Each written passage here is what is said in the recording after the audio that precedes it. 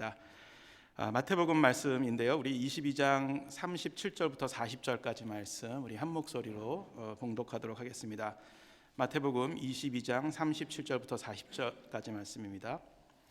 예수께서 이르시되 내 마음을 다하고 목숨을 다하고 뜻을 다하여 주 너의 하나님을 사랑하라 하셨으니 이것이 크고 첫째 되는 계명이요 둘째도 이와 같으니 내 이웃을 내 자신같이 사랑하라 하셨으니 이 두 계명이 온 율법과 선지자의 강령이니라. 아멘. 제자 훈련이 이제 16기 훈련이 다 끝났습니다.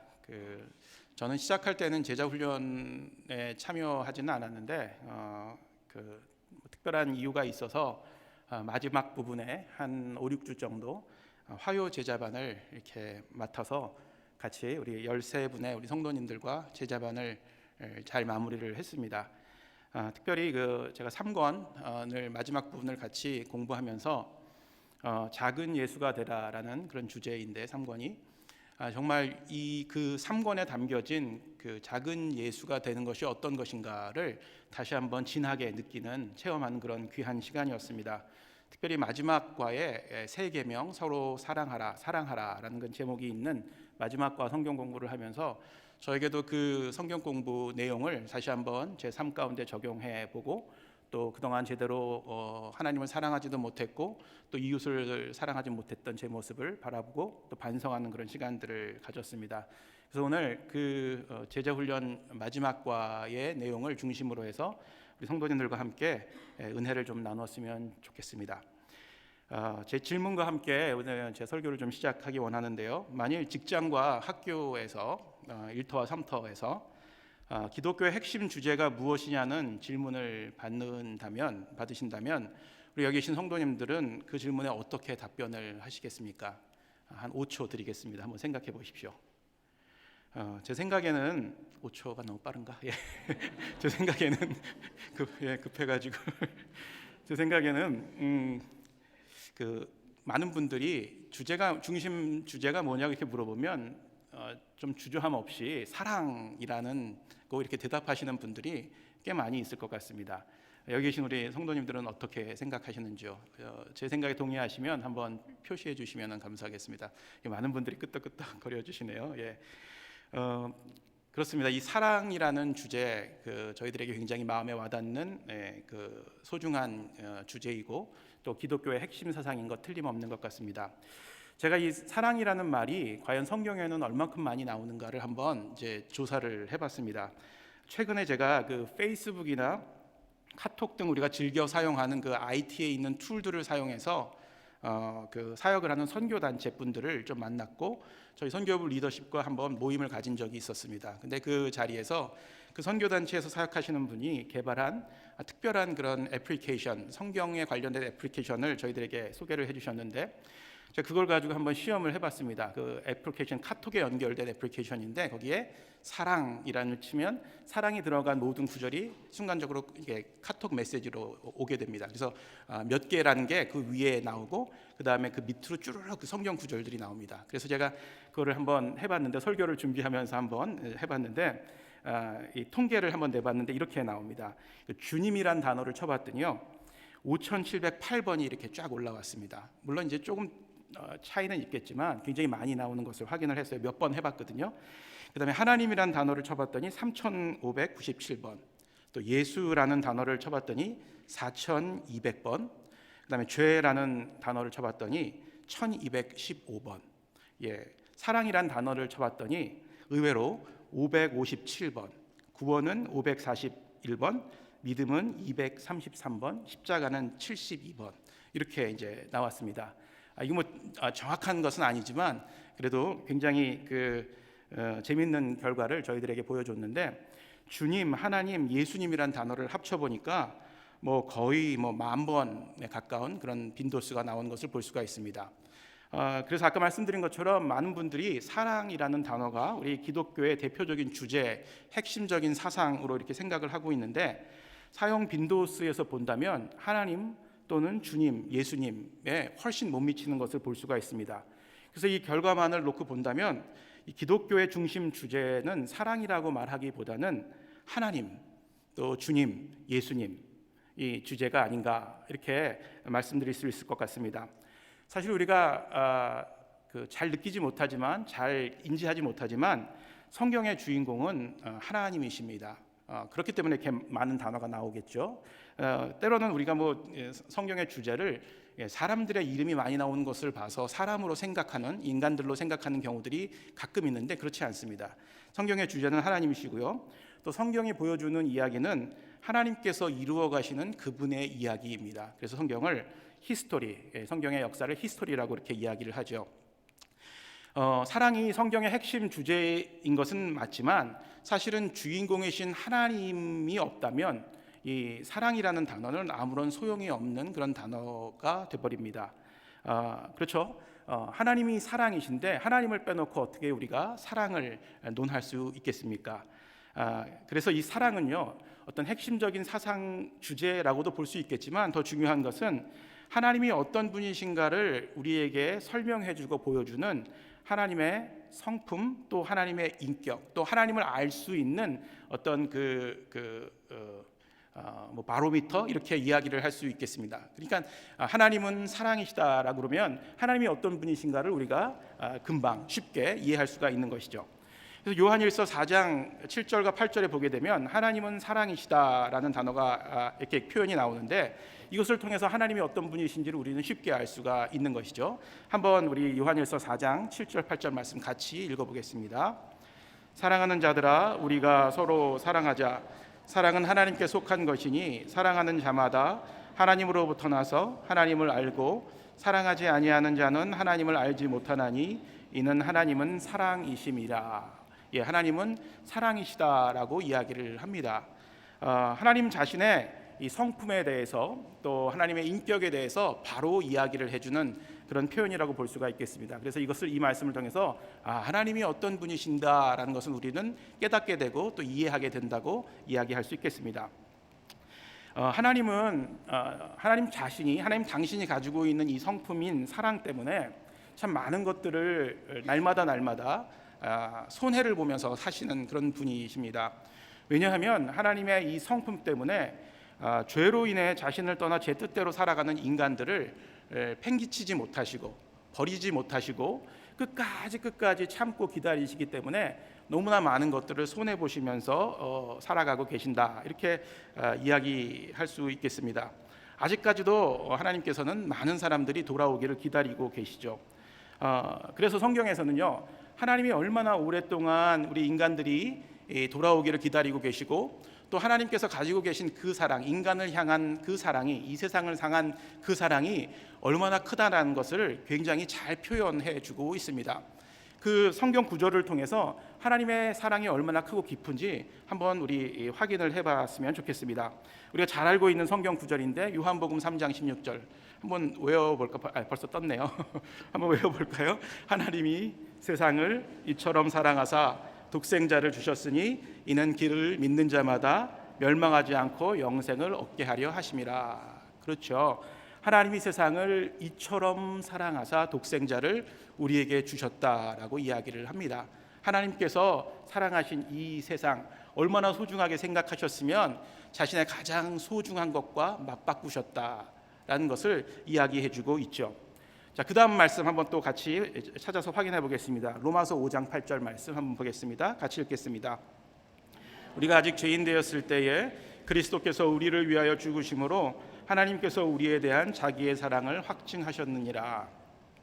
저에게는 아들이 하나 있는데 이제 대학교 4학년 되네요. 3학년 무사히 잘 마쳤고 이제 4학년 되는데 아들이 하나 있어요. 저 독생자를 키운다고 담임 목사님께서 맨날 말씀을 하시는데 별로 이렇게 재미없는 독생자예요. 그래서 저희가 잘못 키운 것 같아서 만약 하나님께 반성도 하고 회개도 하고 그러는데 좀 이기적이고 말도 잘 안 듣고 좀 그럴 때가 많아요. 자기만 생각하고 그런데도 이 아들이기 때문에 참 그 아이를 볼 때마다 굉장히 제가 기도하고 사랑하고 노력하려고 이렇게 그 마음 속에 품으려고 그런 많은 노력을 합니다. 근데 결정적으로 아무리 아들이지만 아들을 위해서는 죽을 수 없을 것 같아요. 걔는 걔고 저는 저니까 어떻게 그렇게 할 수 있겠습니까? 아들을 위해서 못 죽겠더라고요. 근데 하나님께서는요, 우리가 아직 죄인 되었을 때에 그의 아들이신 예수 그리스도를 위해서, 그리스도가 우리를 위해서 죽게 하심으로 그의 사랑을 뭐 하셨다? 확증하셨다라고 이렇게 이야기를 하고 있는 것입니다. 하나님의 사랑이 얼마나 큽니까? 그렇죠? 그 아들을 내어주신 그 사랑. 성경에서는 정말 하나님의 사랑이 이렇게 위대하고 크고 깊다라는 사실을 이야기해주고 있습니다. 그런데 우리가 간과하고 있는 것이 하나 있는 것 같습니다. 매우 중요한 것인데, 하나님은요, 사랑을 우리에게 주시는데, 이 엄청난 사랑을 우리에게 주시는데 사랑을 베풀기만 하는 분은 아니시라는 사실입니다. 이 사실을 모르고 우리가 살아간다면 큰 낭패를 볼 수밖에 없습니다. 하나님은 사실은 베푼 만큼 또 우리에게 이렇게 받기를 원하시는 분이 아닌가, 특별히 사랑에 있어서는 그렇게 저는 이 말씀을 공부하면서 이해를 했습니다. 하나님은 사람들이 사랑을 받는 데서만 끝나는 것이 아니라 받은 사랑에 반응하기를 원하시는 그런 분이시라는 것이죠. 그것이 바로 오늘 본문에 나타나 있는 하나님의 생각이십니다. 그래서 하나님은 자신의 성품을 창조물인 피조물인 인간들에게 불어넣으셨습니다. 하나님께서 사람을 창조하실 때 당신의 형상을 따라서 만들었다고 그렇게 이야기를 하셨는데, 성경에 우리가 알고 있죠.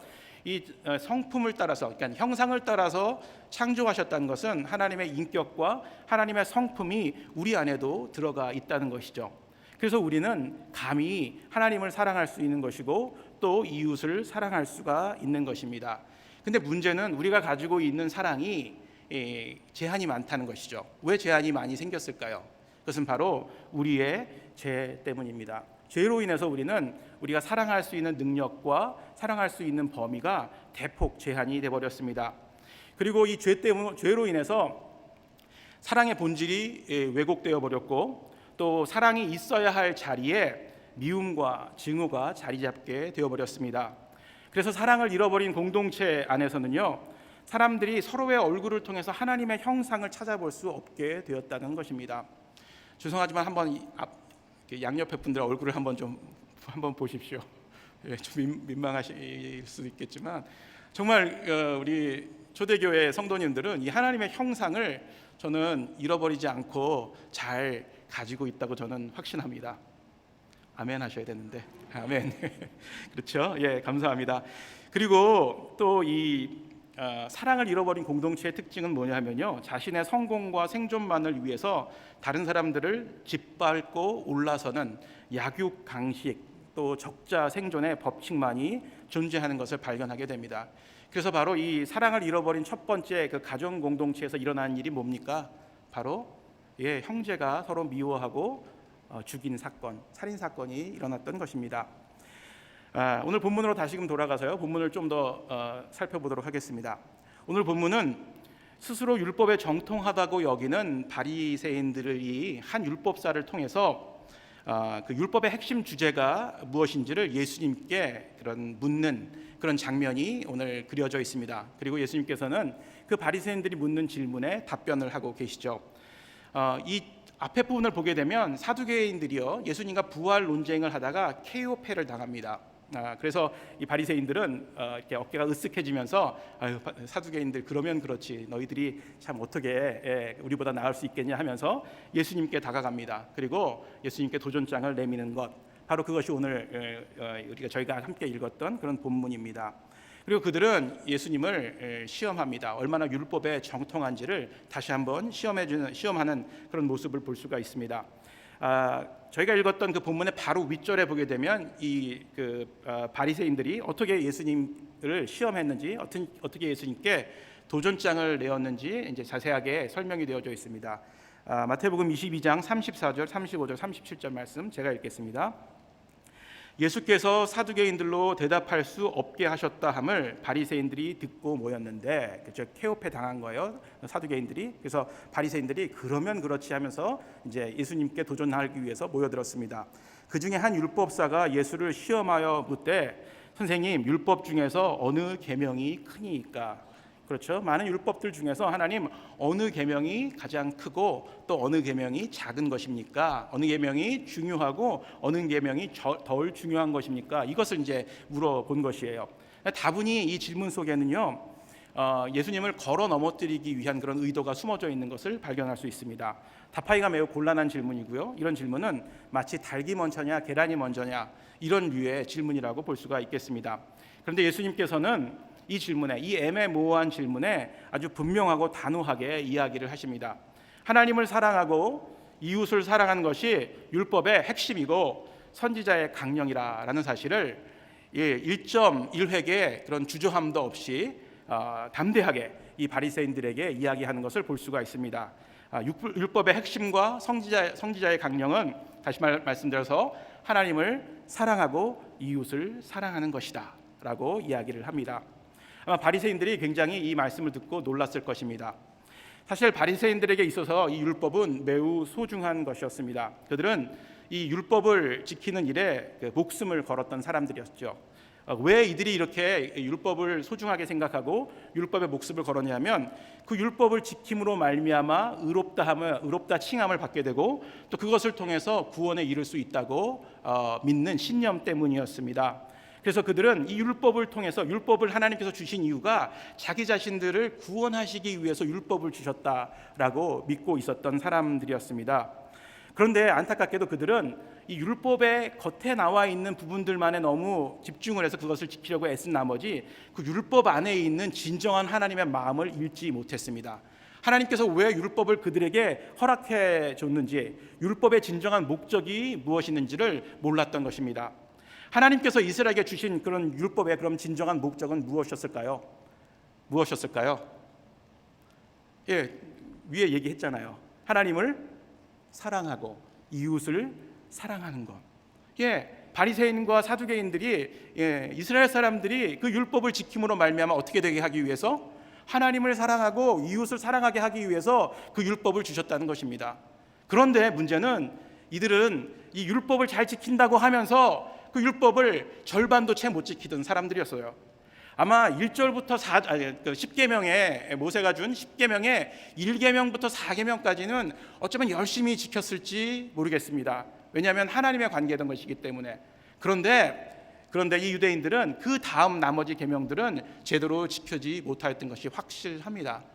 그렇기 때문에 겉으로는 이웃을 사랑한다, 이웃을 위해서 자기네들을 헌신한다 이렇게 얘기를 하는데도 불구하고 바리새인들, 유대인들은 이웃을 위해서, 다른 민족을 위해서 살지 않았습니다. 그래서 예수님께서는 오늘 바리새인들에게 또 유대인들에게 분명하게 율법의 핵심에 대해서, 율법을 주신 목적에 대해서 이야기를 하고 계신 것입니다. 본문에서 예수님께서 말씀하신 그 두 말씀을 한번 자세히 분석을 해보면요, 이 두 말씀이 사실은 각각 다른 곳에서 온 말씀이었습니다. 첫 번째 말씀, 뜻을 다하고 목숨을 다하고 힘을 다하여 너희 하나님을 사랑하라, 이 말씀은 우리가 잘 알고 있는 신명기 6장 5절 쉐마의 말씀에서 인용한 것이었습니다. 그래서 원래는 힘을 다하고라고 이렇게 표현되어져 있는데 여기서는 목숨을 다하고라는 표현으로 예수님께서 바꿔서 사용하시는 것을 볼 수가 있습니다. 그리고 이어서 내 이웃을 내 자신같이 사랑하라, 이 말씀은 어디서 온 거냐면요, 레위기 19장 18절 말씀에서 인용한 것이었습니다. 그러니까 사실은 이 말씀이 두 개가 붙어있는 말씀이 아닌데 예수님께서는요 처음으로 이 말씀을 붙여서 바리새인들에게 설명을 하고 있는 것입니다. 아마도 특별한 이유가 있었기 때문에 특별한 의도를 가지고 예수님께서 이 두 말씀을 붙여서 사용했다라고 저는 생각을 합니다. 그래서 제가 이 말씀을 보면서 과연 이 말씀을 두 개를 같이 이어서 함께 사용하신 예수님의 의도가 무엇이냐라고 봤더니 말 그대로 그냥 리더럴리 말씀을 이어보면 사랑은 마음을 다하고 목숨을 다하고 뜻을 다해서 하나님을 사랑하는 것이고 또 그렇게 이웃을 사랑하는 것이 진정한 사랑이고 내가 원하는 사랑이다라는 사실을 바리새인들에게 이야기하고 계신 것입니다. 다시 말해서 하나님의 사랑과 이웃을 사랑하는 것을 분리시켜서 따로 생각할 수 없다는 것을 분명하게 이야기해주고 있다는 것입니다. 하나님을 사랑한다는 사람이 이웃을 사랑하지 못한다는 것, 이거 잘못된 것이고, 이웃을 사랑하지 않는 사람이 보이는 이웃을 사랑하지 못하는 사람이 어떻게 보이지 않는 하나님을 사랑할 수 있겠느냐라는 것을 바리새인들에게 설명해 주기 위해서, 깨닫게 하기 위해서 예수님께서는 이 두 구절을 같이 붙여서 사용하고 있다는 것입니다. 그러나 안타깝게도 이 바리새인들은 예수님의 이 의도를 정확하게 깨닫지 못하였습니다. 그래서 겉으로 보기에는 하나님을 진정으로 사랑하는 것처럼 행동하고 또 이웃에게도 관용을 베푸는 것처럼 그렇게 살아가는 것처럼 보였지만 사실은 그렇지 못했습니다. 하나님을 진정으로 얼마나 사랑했는지도 잘 모르겠습니다. 제가 보기에는 그들은 하나님보다도 자기 자신을 훨씬 더 많이 사랑한 사람들이었습니다. 그렇기 때문에 어떻게 보면 첫 번째 그 파트의 율법도 제대로 지키지 못한 것이다 라고 이야기할 수 있겠죠. 그리고 나서 그 나머지 파트 10계명의 그 5계명부터 10계명까지도 이웃을 향한, 이웃과의 관계에 있어서 베풀어야 되는 그런 삶의 모습들도 제대로 베풀지 못하고 살았다라는 것이죠. 이것이 바로 바리새인들의 모습이었습니다. 그 성경에 나오는 사랑이란 단어, 아까 557번 나온다고 얘기를 했는데, 성경에 나오는 단어를 주의 깊게 살펴보면, 물론 제가 557번을 다 사랑에 대해서 조사를 한 것은 아닙니다. 그래서 제가 사랑이란 단어를 성경에서는 모두 다 이렇게 얘기했다라고 말씀을 드릴 수 없겠지만, 많은 성경의 단어들이 사실은 감정을 이렇게 표현하는 단어들이 아니라는 사실을 발견을 할 수가 있습니다. 우리가 잘 알고 있는 고린도전서 13장 말씀을 보더라도 사랑이라는 것은요, 감정을 표현하는 단어로 사용된 것만은 아니라는 사실을 분명하게 저희가 발견할 수 있습니다. 우리 고린도전서 13장 4절부터 7절까지 한번 우리 차근차근 읽어보도록 하겠습니다. 사랑은 오래 참고, 사랑은 온유하며 시기하지 아니하며, 사랑은 자랑하지 교만하지 아니하며,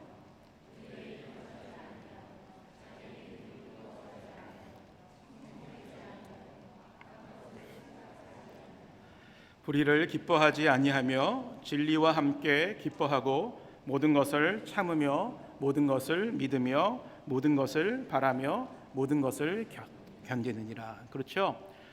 동사형으로, 그렇죠? 기록되어져 있는 것을 볼 수가 있습니다. 형용사형이 아니라는 사실을 금방 우리가 발견할 수가 있습니다. 자, 이 사랑에 관한 구절을 우리가 함께 같이 읽었는데, 읽으시면서 어떤 생각이 들으셨는지요? 참 사랑하기 어렵다, 혹시 이런 생각은 안 드셨나요? 어떻게 이거 이렇게 오래 참고 온유하고 시기하지 않고 모든 것을 참으며 모든 것을 믿으며 모든 것을 바라며 모든 것을 견딜 수 있겠나? 정말 사랑하기 정말 어렵다, 이렇게 혹시 생각하고 계시지는 않나요? 또한 반대로, 반대는 아니지만, 사랑할 수 있는 좀 감정이 생겨야지, 마음이 생겨야지 상대방을 사랑할 수 있는 거 아닙니까? 어떻게 감정도 생기지 않는데 어떻게 참고 견디고 온유하고 시기하지 않고 그렇게 살아갈 수 있겠습니까? 이거 좀 이해가 안 되는 그런 성경 구절 아닙니까? 라고 혹시 생각하고 계신 분은 여기 없는지 모르겠습니다. 그렇지만 사랑은요, 감정이 생길 때까지, 그 사람을 사랑하는 마음이 생길 때까지 기다린다면 어쩌면 결코 한 사람도 사랑하지 못하고 우리의 인생을 마무리해야 될지도 모릅니다. 그리고 물론 딱 한 사람은 사랑하겠죠. 그렇죠? 누구를 사랑할까요? 자기 자신은 사랑하고 마무리할 수도 있을지 모릅니다. 그래서 감정이 생길 때까지 기다려서 사랑을 한다는 것이 아니라는 것입니다. 그래서 하나님께서는요, 예수님께서는 사랑은, 그렇죠? 감정이 들지 않더라도 인내하고 참고 견디고 오래 참고 시기하지 않는 것이다 라고 이야기를 해주고 있다는 것입니다. 우리가 예수님을 영접할 때 우리는 지식과 감정과 의지 모두를 사용하여서 전인격적으로 예수님을 믿고 또 신뢰하고 그분을 우리 삶의 구주와 하나님으로 받아들였습니다. 전인격이라는 거 굉장히 중요해요. 지식과 감정과 의지 모두 다 들어가 있다는 것입니다. 그런데 바로 사랑을 우리가 할 때도 바로 이것이 필요하다는 것입니다. 목숨을 다하고 뜻을 다하고 힘을 다하여 사랑한다는 것이 바로 전인격적으로 사랑한다는 것입니다. 우리의 감정은 없지만 의지를 들여서 사랑해야 되는 것이고, 또 우리가 우리의 지적인 부분을 가지고 사랑해야 된다는 그런 의미가 담겨져 있는 것입니다. 지, 정, 의 모두를 가지고 사랑해야 된다라는 것이죠. 특별히 내 자신과 같이 사랑하라는 표현, 사실은 이게 오늘 가장 제가 강조해서 우리 성도 여러분들께 전달하고 싶은 메시지입니다. 내 자신과 같이 사랑하라. 이건 개역개정에는 내 자신과 같이 사랑하라 이렇게 나왔는데, 개역 한글에 보게 되면 내 몸과 같이 사랑하라 라고 이렇게 적혀져 있습니다. 이 말이 과연 무엇일까요? 내 몸과 같이 사랑하라. 아마 자기 몸을 사랑하지 않는 사람은 한 사람도 없을 것이라고 저는 생각합니다.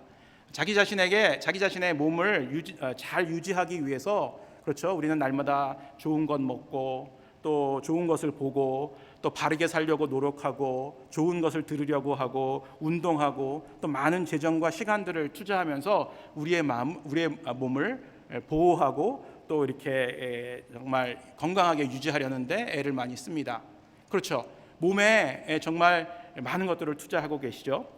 저 역시 최근에 깨닫게 된 건데, 저도 제 몸을 끔찍히 사랑하고 있구나라는 사실을 발견했습니다.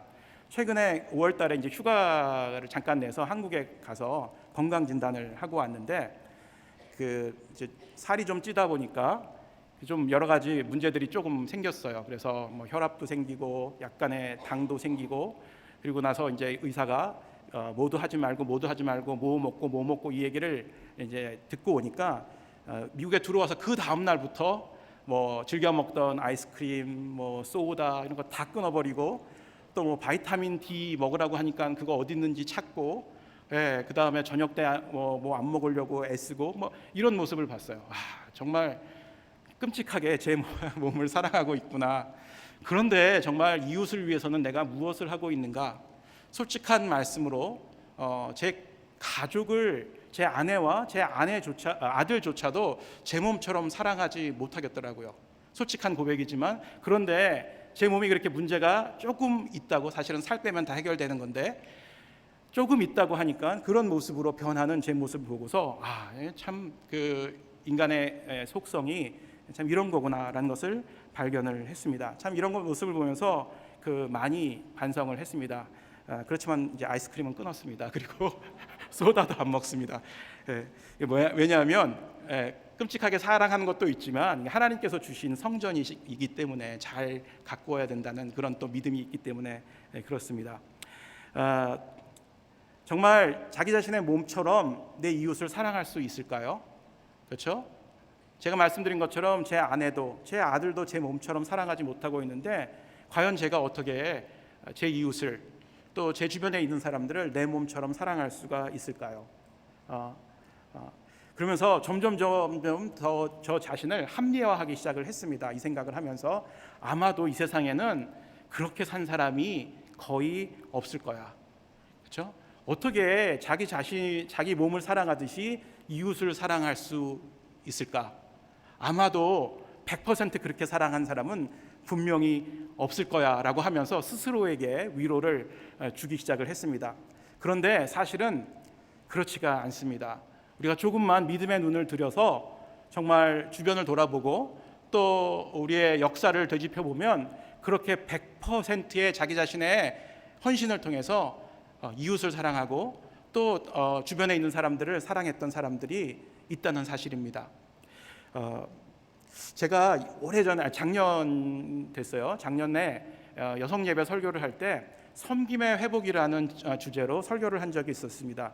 그때 제가 한 여자 선교사님을 소개해드린 분이 있었는데, 오늘 그분 한 번 더 소개해드리고 제 설교를 마무리하려고 합니다.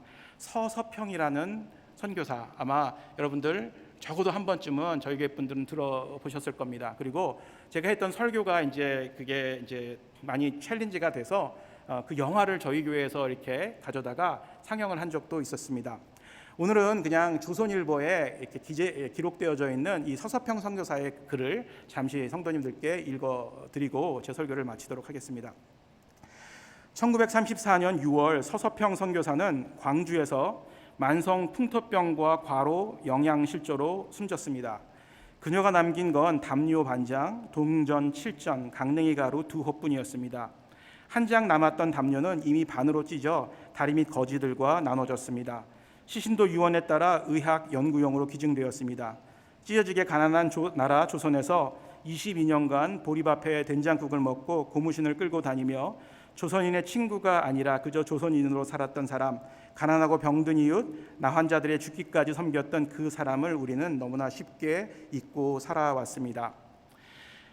독일 출신 미국인 선교사 서서평 선교사는 1912년 32살, 32살의 나이로 처음 조선에 온 처녀 간호사였습니다. 당시 조선은 나라를 잃은 슬픔 속에 제 백성 돌볼 엄두도 못 내던 나라였습니다. 그녀는 끊임없이 병고에 시달리는 몸으로 광주, 제중원 등을 중심으로 전라도 일대와 제주도를 끊임없이 순회하며 아픈 사람들을 돌보고 가난한 여인들을 가르쳤습니다.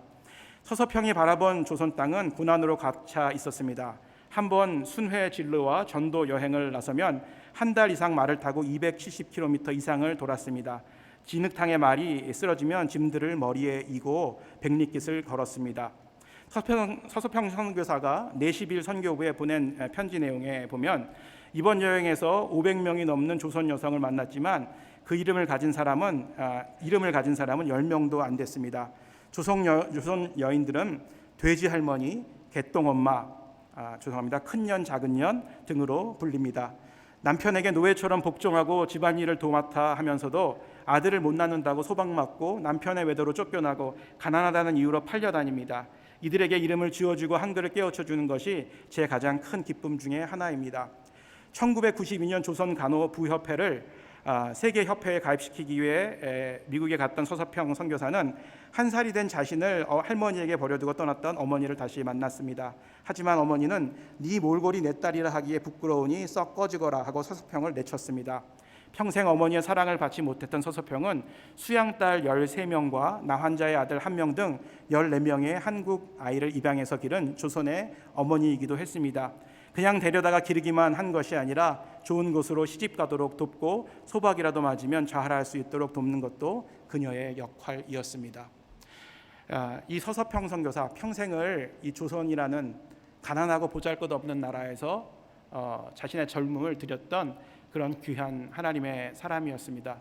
그리고 자신의 것을 헌신해서 100%의 헌신을 통해서 이웃을 사랑하고 또 하나님을 사랑했던 그런 귀한 여자 선교사님이셨습니다. 이 서서평 선교사님의 삶의 모습을 보면서 우리도 우리의 삶을 하나님께 온전하게 드릴 때 우리의 이웃을 진정으로 사랑할 수 있다라는 확신을 갖게 되었습니다. 왜냐하면 서서평의 하나님이 우리의 하나님도 되시기 때문입니다. 오늘 예수님께서 하셨던 바리새인들에게 하셨던 말씀은 2000년 전 예수님께서 바리새인들에게만 했던 그 말씀은 결코 아닙니다. 이 말씀은 바리새적인 모습을 가지고 있는 이 강단에 서 있는 저에게 그리고 이 자리에 앉아 있는 성도님들에게 하신 말씀입니다. 내 마음을 다하고 목숨을 다하고 힘을 다하고 뜻을 다하여 주 너의 하나님을 사랑하라. 그리고 내 몸과 같이 내 이웃을 사랑하라. 이 말씀은 오늘을 살아가는 우리에게 던져주신 하나님의 말씀입니다. 이번 주 주일 우리 한생명 초청 주일 예정되어져 있습니다. 사랑하면 전도합니다.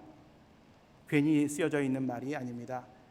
하나님께 받은 사랑을 가장 최선으로 표현할 수 있는 것은 그 사랑을 알지 못하는 이웃들에게 증거하는 것일 것입니다. 꼭 한생명 초청주일에 기도하는 마음으로 또 우리가 기도했던 분들을 모시고 참여하는 성도님들 되시기를 주의 이름으로 축복하고 축원합니다. 마지막으로 성경 구절 하나만 더 읽고 마치도록 하겠습니다. 요한일서 3장 18절 말씀입니다. 같이 읽겠습니다. 자녀들아, 우리가 말과 혀로만 사랑하지 말고 행함과 진실함으로 하자. 행함과 진실함으로 하자. 하나님의 말씀입니다. 아멘.